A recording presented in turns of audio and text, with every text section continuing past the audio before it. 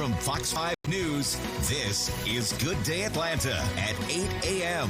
Well, thousands of Atlanta public school students could be switching schools. Why? And the reaction from people in the community. Also ahead, an escaped inmate accused of leading police on a days-long manhunt is now back behind bars.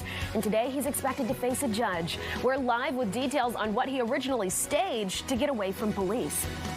Good Thursday morning and welcome to Good Day Atlanta at 8 o'clock. I'm Ron Gant in for Buck Lanford. And I'm Alex Whitler. It's good to be here with you, Ron. Yeah, same here. Yeah. Let's go ahead and get started talking about that forecast because it sounds like we've got a little bit of everything in it. Yeah, some rain coming as well, Joanne, right? Right. We are on the verge of change as we speak here. So take a look at the big picture. There is a lot of rain that's been making some progress onshore along the Gulf Coast, lifting into Mississippi and Alabama early this morning. That's been tossing some clouds in our direction. And I will say, underneath some of these thickest clouds, especially in the mountains, if it's a little misty or drizzly where you are, keep in mind temperatures are below freezing there. So I would not be entirely shocked if maybe some elevated surfaces, maybe a back deck could get a little slick if that mist can freeze. But for the most part here, we're watching the temperatures elsewhere rise above freezing before the moisture gets here. So it's a cold rain that is about to unfold. Most of it today south of I-20, maybe not all of it, but you're going to be wetter on the south side of town versus on the north side. Everyone will have mostly cloudy skies and cool temperatures, though, with highs in the 40s. And if you don't get rain in your location this morning or this afternoon, everybody gets a chance tonight. I'll show you how this rain really ramps up during the overnight hours coming up in a few minutes. Natalie? Joanne, thank you. A stall in DeKalb County on 285 eastbound right past Boulder Crest Road. It was right there in the middle, is now clear, and those delays should be easing up from 675. So just be aware of that. It's no longer blocking that center lane, but we're seeing slow rides out of Cobb and Alpharetta this morning. If you're coming in on 75 from Wade Green or 400 from Old Milton, about 26 to 29 minutes to head south to 285. Ron? Natalie, thank you. Developing this morning, 16 Atlanta public schools will either be closing or repurposed following a unanimous vote yesterday. Parents are saying the decision will negatively impact black communities. But the district says the move is needed to make up for budget shortfalls and better utilize school facilities. Good Day's Mark Techner is live outside APS headquarters with the latest on what this all means. Mark, good morning. Yeah, good morning, guys. It is called APS Forward 2040. It was passed unanimously, but as you're about to hear, there is a lot of controversy surrounding it. Atlanta school board members vote to close 16 of the district schools. The plan, called APS Forward 2040, will see some of those buildings repurposed for other uses. Some will close for good. District officials say the closures are needed to erase a budget shortfall and that the impacted schools have declining enrollments, which limits their academic, specialized, and extracurricular opportunities. These students shouldn't be taken far away to better schools. Their schools need to be made better. Just about everyone who addressed the board before the vote came out in opposition to the plan, which they say disproportionately impacts African American communities and removes needed neighborhood anchors. These closures are a choice, your choice, and it is black children, black families, black neighborhoods who will pay the price for that choice. I speak for many of our families when I say that we are dreading this process. Closures will begin in 2027 and are part of a district-wide restructuring that will reshape boundaries, consolidate programs, and reassign staff. We have to focus on what comes next and minimizing harm. First and most urgently, with the closure looming, our kids cannot afford to lose a year. As we mentioned, 16 schools now slated for that closure. We have a list of all of them on fox5atlanta.com. Reporting live from outside of Atlanta Public School headquarters, I'm Mark Teichner for Good Day Atlanta. Mark, thank you. Meanwhile, in DeKalb County, the school board is expected to vote next week on a plan to modernize Druid Hills High School. Videos taken inside campus facilities in 2022 showed exposed wiring, leaking sewage, and cracked walls. At last check, construction to bring the school up to code was expected to cost $141 million. Now to a disturbing story out of Paulding County. 7 people face charges accused in connection with an underage girl's sexual assault during a house party. Authorities say minors were drinking during it. It happened at a home on Car and Store Road.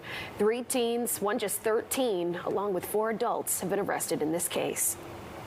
To females that were arrested, they started fighting the visiting guest, the victim, and started beating her up and assaulting her. Once they finished beating her up and assaulting her, then the males that were arrested, they sexually assaulted the victim. Such awful details to share here. Authorities call the home a nuisance house, saying they've been called to the property 3 times this year.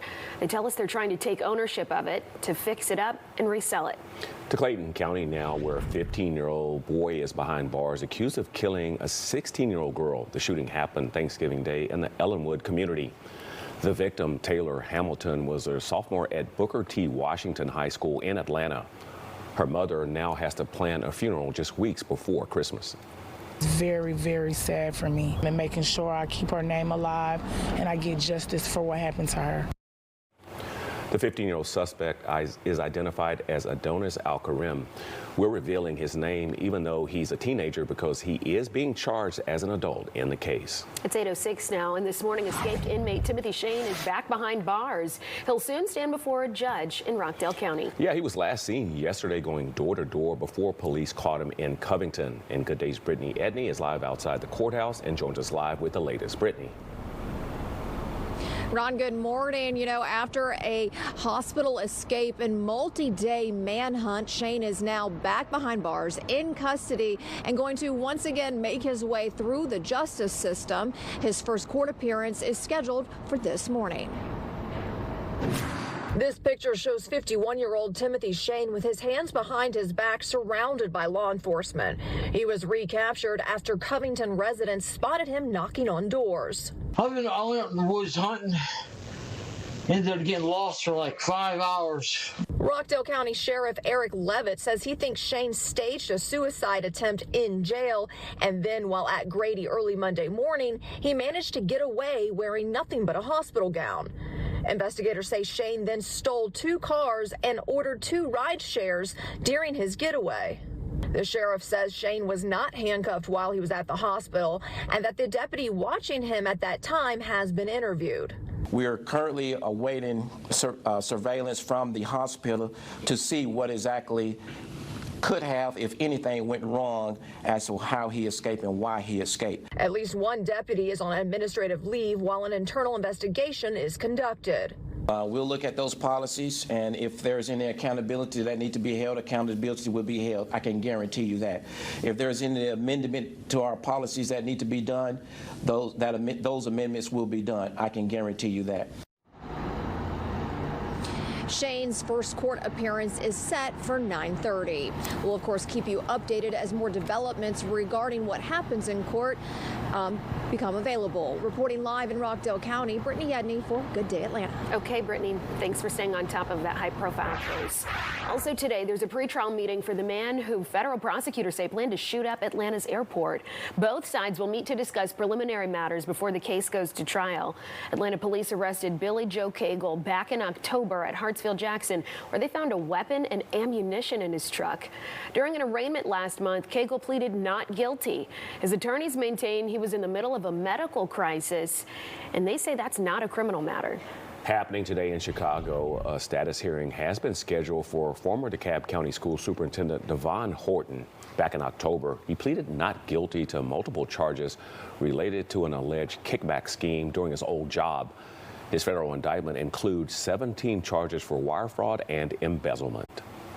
It's 8:09 on the